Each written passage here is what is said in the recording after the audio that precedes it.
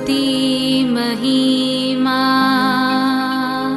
यीशु प्रभु जी, गाते आते हैं तुझ पास, जीवन जल के प्यास, एक ही तू है आस,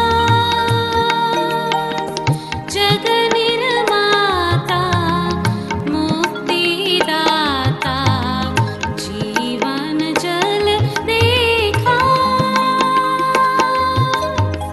जीवन जल देखा, जीवन जल देखा। जीवन जल कार्यक्रम देखने वाले सभी दर्शकों को प्रभु यीशु मसीह के मधुर नाम में नमस्कार। Living waters gospel broadcast Mumbai में एक रेडियो सेवा है। इसे हेराल्ड मैग्रेगर 1953 में जब न्यूजीलैंड से आए आरंभ किए थे, जो आज तक परमेश्वर की दया से अच्छी तरह से चल रही है। इसके लिए परमेश्वर की स्तुति हो।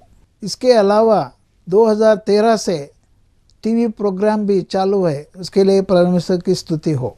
मुझे उम्मीद है कि आप ये प्रोग्राम्स देख रहे हैं और परमेश्वर का आशीष पा रहे हैं, और आपके जीवन में भी परमेश्वर का महान योजना पा रहे हैं। हमारे कार्यक्रम का ये मुख्य उद्देश्य जो परमेश्वर का वचन बाइबल में जो लिखा है उसको समझाने के लिए है। परमेश्वर का वचन कहता है, आप सत्य को जानो और सत्य आपको स्वतंत्र करेगा। प्रभु यीशु मसीह वो सत्य है, जिसने उसे जाना है वो स्वतंत्रता पाए हैं।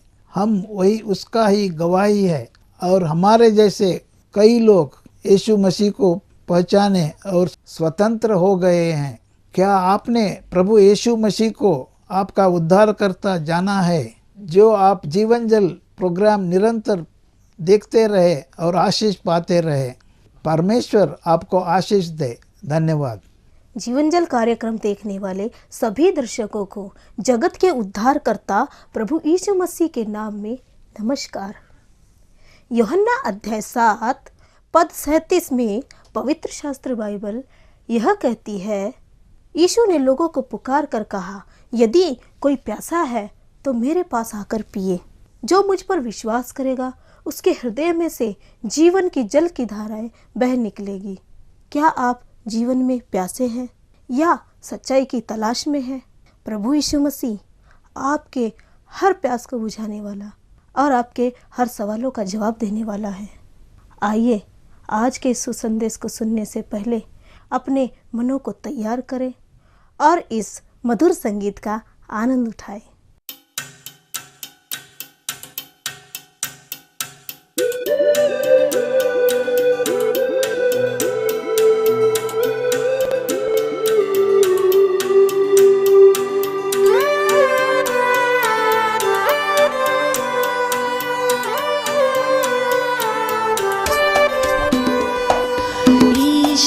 रखना हमें साए में अपनी सदा।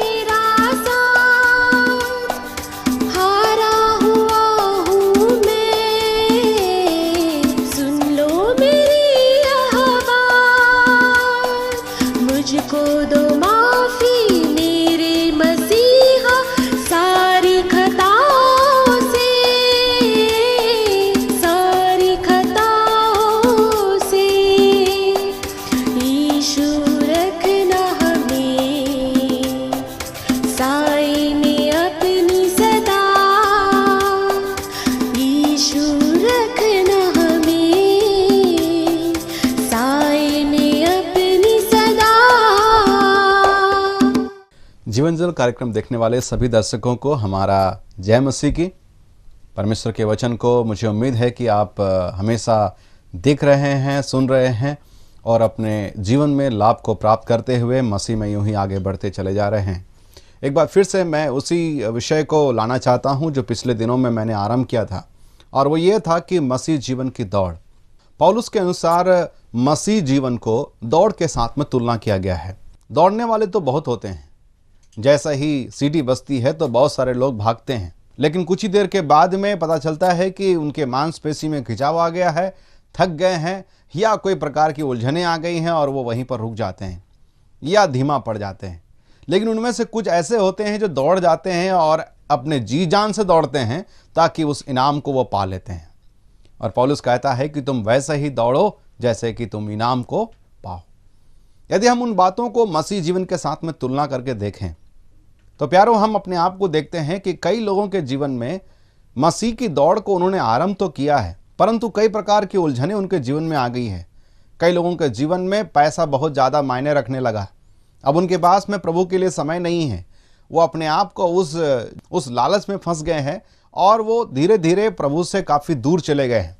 उनके जीवन में वो उन्नति नहीं है। वो मसीह में जो बढ़ने की जो प्रक्रिया है वो रुक गई है, वो वहीं के वहीं ठहर गए। कुछ लोगों के जीवन में बहुत सारी ऐसी आदतें हैं, बहुत सारे ऐसे दोस्त यार मिल गए। पहले तो वो अच्छा था, सब कुछ ठीक ठाक चल रहा था, प्रभु में बढ़ रहे थे, प्रभु में बहुत ही बलवंत थे, उनके अंदर में वो जोश था, प्रार्थना था, वचन का ज्ञान था और वो हर बातों में प्रभु में आगे बढ़ रहे थे। अपने आप को एक पवित्रता के साथ में प्रभु में आगे बढ़ रहे थे। जिस वचन को उन्होंने सुना था, जो निर्णय उन्होंने लिया था, जो कसम उन्होंने प्रभु के विषय में खाई थी, उसमें वो बने हुए आगे बढ़ रहे हैं। लेकिन अचानक उनके बहुत सारे दोस्त यार हो जाते हैं, ऐसे मित्र मिल जाते हैं जो उनको भटका देते हैं और धीरे धीरे क्या होता है, वो प्रभु से दूर चले जाते हैं। तो कई ऐसी बातें हो सकती है हमारे जीवन में। मसीह जीवन में बढ़ना मतलब एक बहुत बड़ा एक संघर्ष का जीवन है। हम यूं ही आगे बढ़ें कि हम इनाम को प्राप्त करने पाए, यही पौलुस का मुख्य लक्ष्य था। और पौलुस ये भी कहता है कि मैं पिछली बातों को भूल करके मैं आगे की ओर चला जाता हूं। इसका मतलब क्या है? इसका मतलब यह है कि हम पीछे वाले जीवन को, हो सकता है कि हमारा जीवन बहुत ही अनोखा होगा, बहुत कुछ हमने किया होगा, लेकिन उन बातों को याद करके अपने आप को तसल्ली देते हुए, अपने आप को ढींग हाँकते हुए बढ़ना नहीं, परंतु पौलुस कहता है मैं आगे की ओर देखता हुआ दौड़ता चला जा रहा हूं। इसका मतलब यह है पिछले बातों को जो हो गया अब भूल जाओ, ढींग मत हाँको, ज़्यादा बढ़ा चढ़ा करके बोलने की जरूरत नहीं, परंतु अब हमें करना क्या है, हमें आगे की ओर देखना है। अब तक हमने जो दौड़ को पूरा किया यहां तक सीमित ना रहे, हम आगे की ओर बढ़े। कई लोगों का जीवन, जैसे इब्राहिम का जीवन हुआ कि वो दौड़ने के लिए तो निकला, या कहा जाए परमेश्वर के मार्ग में निकला तो सही, परंतु बीच में फंस गया, हरान में फंस गया। हरान सूखा जमीन जहां से वो निकल नहीं पा रहा था। पैसा कमाने के चक्कर में बहुत अधिक समय तक अपने पूरे परिवार के समेत वहीं पे अपना डेरा डंडी जमा दिया और वहीं पर वो बस गया। लेकिन परमेश्वर ने उसे वहां उस स्थान में रहने के लिए नहीं बुलाया था। एक व्यक्ति दो स्वामियों की सेवा नहीं कर सकता है, यहां पर संसार की भी, यहां पर पैसे की भी और प्रभु की भी। ये दोनों की सेवा एक साथ नहीं हो सकती। प्रभु का स्थान ही है, बाकी सारी चीजें सेकेंडरी, दूसरे स्थान पर पहुंचती है।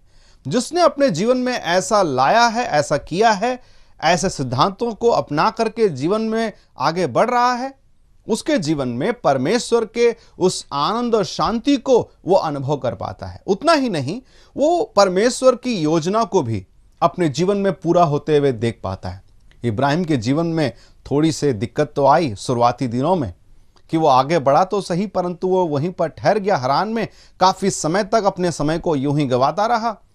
लेकिन हम आगे अगर पढ़ते हैं, देखिएगा उसके उत्पत्ति, उसका 11वां अध्याय और उसके 32वें पद में हम पढ़ेंगे। वहां लिखा हुआ है, जब तेरा 205 वर्ष का हुआ तब वह हरान देश में मर गया। हरान देश में मर गया। कौन? उनका पिता तेरा। प्यारे मित्रों, तेरा के बारे में बताया जाता है कि वो अच्छा एक कारीगर था, मूर्ति बनाने वाला। और ऐसा माना जाता है कि शायद हरान देश में उनका जो मुख्य व्यापार था मूर्ति बनाने का। ऐसा कई जो विद्वानों का, जो बाइबल के विद्वानों का कहना है। खैर जो भी हो, तेरह के उस कारीगरी के कारण या उस व्यवसाय के कारण वो वहीं पर ठहर गए थे और काफी दिन तक वहीं पर बस गए थे।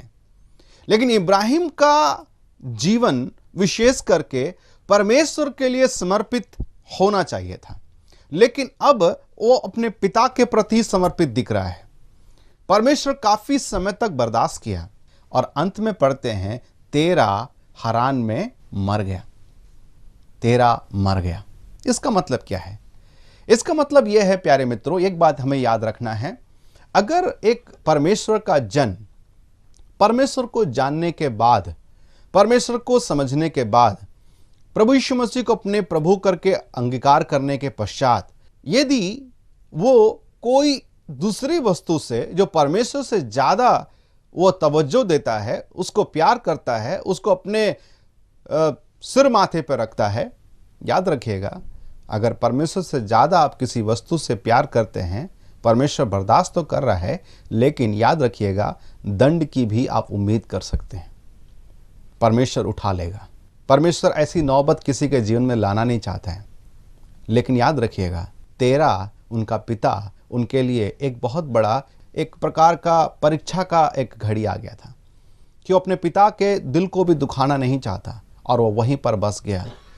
परमेश्वर ने तेरह को नहीं बुलाया था, परमेश्वर ने इब्राहिम को बुलाया था, लेकिन इब्राहिम फंस गया था अपने परिवार को, अपने पिता को, अपने उस व्यवसाय को मन में रख करके।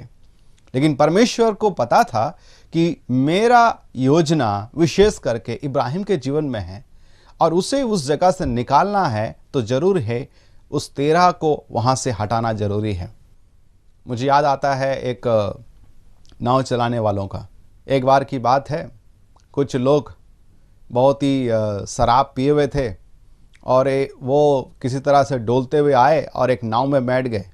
बैठ करके वो नाव को खेने लगे और रात भर बढ़िया से उस नाव को खे रहे थे।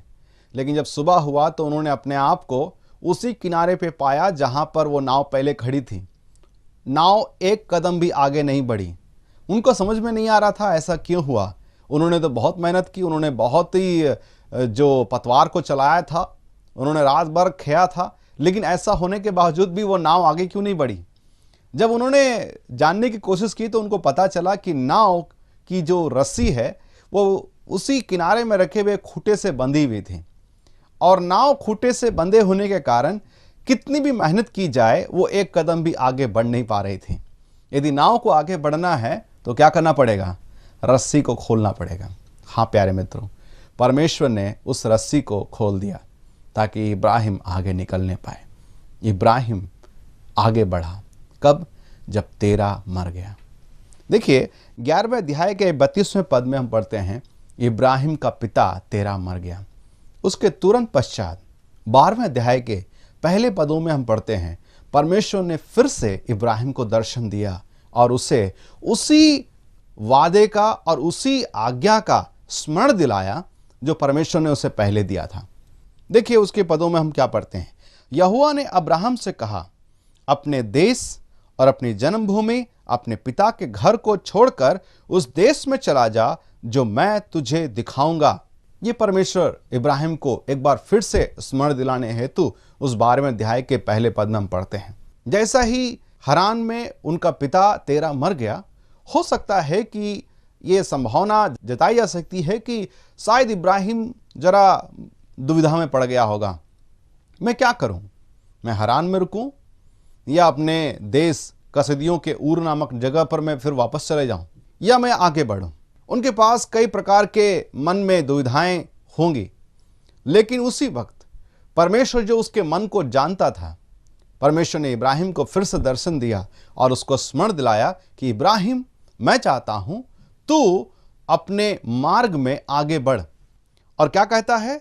3 बातें परमेश्वर कहता है, अपने देश, अपने जन्मभूमि, अपने पिता के घर को छोड़ के चले जा। परमेश्वर का कहने का अर्थ क्या है? क्यों परमेश्वर नहीं कहता है चल कनान देश को जा, परमेश्वर ऐसा नहीं कहा। परमेश्वर ने ऐसा नहीं कहा इब्राहिम चल तू यहां से निकल जा। लेकिन परमेश्वर के वचन में जो भी शब्द उपयोग किया गया है, जो भी शब्द परमेश्वर के मुंह से निकला है, उसके पीछे परमेश्वर की बड़ी योजना है। परमेश्वर यहां पर 3 शब्दों का उपयोग कर रहे हैं। पहली बात, अपने देश, अपनी जन्मभूमि, अपने पिता के घर। अपने देश, इसका मतलब क्या होता है? अपना देश मतलब, देखिए, ये परमेश्वर बताना चाह रहा है जहां पर तू ठहरा है। जहां पर तू ठहरा है मतलब ये जो ज्योग्राफिकली या भौगोलिक तौर पर जो स्थान पर तू ठहरा है। यदि आप इसे आत्मिक रीति से अगर आप देखेंगे, परमेश्वर चाह रहा है कि तू जिस स्थान पर ठहरा है, भौगोलिक तौर पर नहीं, आत्मिक तौर पर, आत्मिक जीवन में तू जहां ठहरा है वहां से तू बाहर निकल। परमेश्वर ने कहना चाह रहा है तेरी आत्मिक स्थिति कैसी है, तेरे से ज्यादा और कोई नहीं जानता। हो सकता है कि हम दूसरे लोगों के सामने में जय मसीह, प्राइज द लॉर्ड, ये वो बहुत सारी चीजें बोले और सबके सामने में बहुत अपने आप को अच्छा दिखाए, लेकिन व्यक्तिगत तौर पर, गुप्त तौर पर हमारा जीवन कैसे है, ये हम और परमेश्वर के बीच में है और दूसरा कोई नहीं जानता है। परमेश्वर आपको बताना यह चाह रहा है, सबसे पहली बात, तू अपने उस आत्मिक परिस्थिति से जहां पर तू है वहां से तू उभर कर बाहर निकला। तू उस जगह को तू छोड़ दे, तू वहां से तू बाहर निकल जा। यह परमेश्वर की पहली आज्ञा है। मतलब क्या है? जो भी आज तक तेरे जीवन में प्राथमिकताएं होंगी, जिन बातों को तू आज तक पहली जगह दे रहा था, जो बातों के कारण मुझको तू पीछे रख रहा था, आज कम से कम तू इस बात का निर्णय ले कि उन बातों को पीछे कर, मुझको आगे कर। अपने जीवन में आत्मिक रीति से तू आगे बढ़ने की कोशिश कर। तो पहली बात परमेश्वर बताना चाहता वो ये है कि आत्मिक उस स्थान से तू बाहर निकल।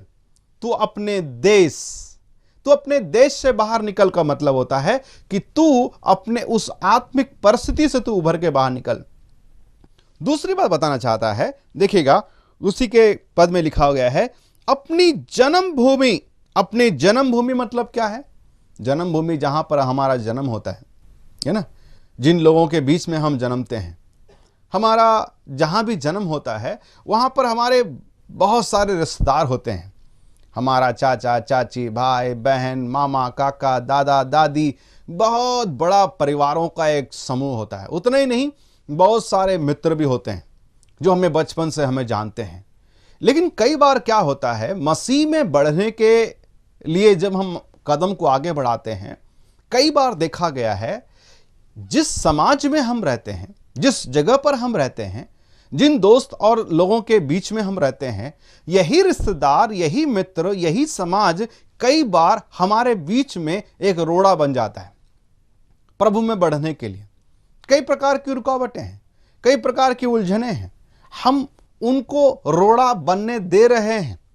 हम उनको परमेश्वर से ज्यादा प्राथमिकताएं देते हैं।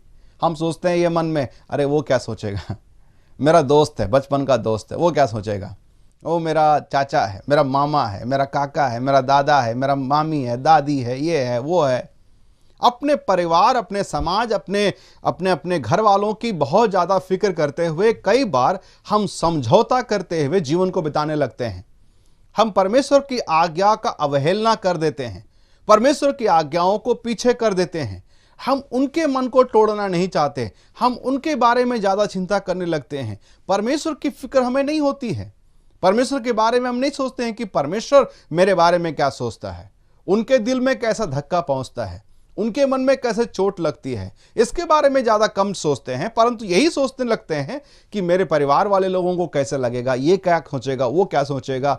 अपने जन्मभूमि के चक्कर में, अपने परिवार, अपने समाज के चक्कर में कई लोगों के जीवन में एक सही पक्का निर्णय ले नहीं पा रहे हैं। सच्चाई पता है, उनको पता है सत्य क्या है, उनको पता है मार्ग क्या है, उनको पता है कौन सा रास्ता उसके जीवन के लिए सही है, उनको पता है सब कुछ। इसके बावजूद भी एक ठोस निर्णय ले नहीं पा रहे हैं। कारण केवल एक ही है, हमारा समाज, हमारा परिवार, हमारा रिश्तेदार, हमारे दोस्त, हमारे लोग। ये सारे चीजों के चक्कर में कई बार एक व्यक्ति वहीं का वहीं फंसा हुआ रह जाता है। उन लोगों को प्रसन्न करने के चक्कर में, इन लोगों को खुश करने के चक्कर में वो वहीं के वहीं रह जाता है। परमेश्वर ये बताना चाह रहा है उसे कि तू वहां से बाहर निकल, तू उन लोगों से बाहर निकल। जब तक तू अपने जन्मभूमि को नहीं छोड़ेगा तू आगे बढ़ नहीं पाएगा। तो पहली बात, अपने देश को, जिस जगह पर तू जन्म लिया है वहां से निकल। दूसरी बात, अपनी जन्मभूमि से बाहर निकल। तीसरी बात यहां लिखता है, अपने पिता के घर को छोड़कर उस देश में चला जा। अपने पिता के घर को, पिता के घर को मतलब जिस घर में हमारा जन्म हुआ है, जो घर का जो विरासत हमें मिला है, जो घर में हम जन्म लिए हैं। प्यारे मित्रों, अगर इसको आत्मिक रीति से देखा जाए, हर एक इंसान इस दुनिया में जब जन्म लेता है उसका एक ही मूल पिता है और वह है आदम। आदम का स्वभाव, आदम ने जो पाप किया, आदम ने जो परमेश्वर के विरुद्ध जो बगावत की या परमेश्वर के विरुद्ध जो कार्य किया, वो स्वभाव आज भी हर एक इंसानों में पाया जाता है। आदम के पाप के कारण पाप का प्रभाव आज हर एक इंसान के जीवन में है और वो एक भयंकर परमेश्वर का विरोध का कार्य करता है। परमेश्वर चाहता है कि एक कार्य करे, लेकिन हमारा मूल पिता का जो स्वभाव है, आदम का जो स्वभाव है, हमारे अंदर होने के कारण हमें हमेशा परमेश्वर के विरोध में चलने को उकसाता है, जिसके बारे में परमेश्वर कहता है कि तू उसे भी छोड़ दे। यदि तू सचमुच में परमेश्वर के उस योजना को अपने जीवन में पूरा देखना चाहता है तो तू उस बात को भी छोड़ दे। अपने पिता को घर को छोड़ने के लिए लिटरली यहां पर परमेश्वर ये कहना नहीं चाहता है, लेकिन यहां पर हम अगर आत्मिक रीति से ले तो यह कहना चाह रहा है, तो उस स्वभाव को जो तेरे मूल पिता आदम में था, उस पिता के घर को तू छोड़ दे, उस स्वभाव को तू त्याग दे, तो प्रभु में तू आगे बढ़, तू मेरी बात को सुन, तू अपने उस स्वभाव को तू छोड़ दे। कई बार आदम का स्वभाव हम जब बोलते हैं, एक ही बात याद रखिएगा, आदम ने क्या किया था। परमेश्वर ने बोला ये फल मत खाना, लेकिन आदम ने सोचा शायद खाने से मैं और भी बड़ा हो जाऊंगा, परमेश्वर के समान बन जाऊंगा। और ये विचार कहां से आया था? शैतान ने उसके मन में डाला था और ये विचार के कारण उसने वो फल खा लिया। आज भी यदि आप देखा जाए तो हर एक इंसान के जीवन में यही स्वभाव देखा जाता है। हर बातों को, परमेश्वर की बातों को किनारा करके वो सोचते हैं मेरे हिसाब से शायद ऐसा हो जाएगा। परमेश्वर एक बात कह रहा है, उन बातों को किनारा करते हैं, और जो संसार बताता है, जो शैतान बताता है, जो हमारे मित्र बताते हैं, जो दुनिया वाले बताते हैं, उन बातों को हम ज्यादा तर्ज देते हैं, उनको ज्यादा तवज्जो देते हैं, जिसके कारण क्या होता है, आज हम परमेश्वर के विरोधी बन जाते हैं। प्यारे मित्रों, इन तीन चीजों के बारे में परमेश्वर विशेष करके इब्राहिम को कहता है कि इन तीनों चीजों को तू निकल छोड़कर तू आगे बढ़ चल। क्या क्या बातें हैं फिर से बता दूं?